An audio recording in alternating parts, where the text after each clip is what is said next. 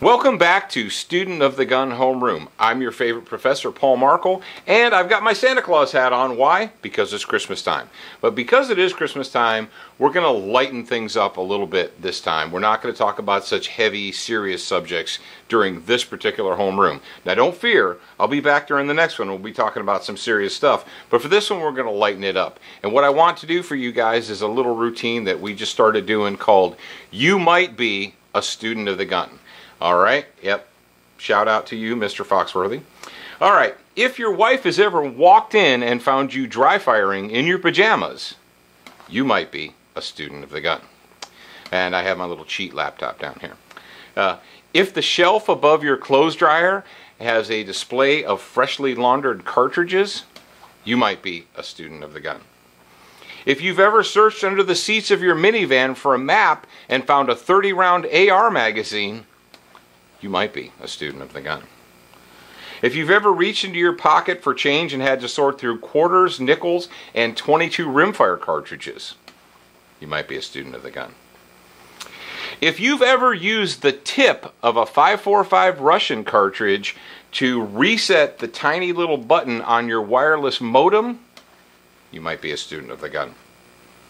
If archaeologists dug up your backyard in 200 years and would swear that that was the scene of a major battle, you might be a student of the gun. If the coin tray on your dresser has more pistol cartridges than change, you might be a student of the gun. If you find a box of ammo that you forgot you had and it makes you smile all day long, you might be a student of the gun. If you have a box full of holsters for guns that you don't even own anymore, you might be a student of the gun. Here we go. If your desk drawer contains a stapler, paper clips, ink pens, speed loaders, an SOG knife, a J-frame, and a PPK, you might be a student of the gun.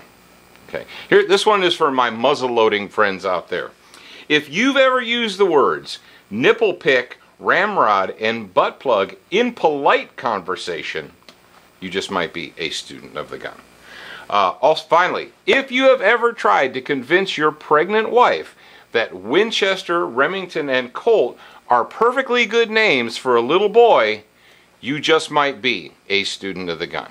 All right, there you go. The Student of the Gun Christmas gift just to you guys. Short and sweet. Merry Christmas. We'll be back next time with more serious Student of the Gun stuff.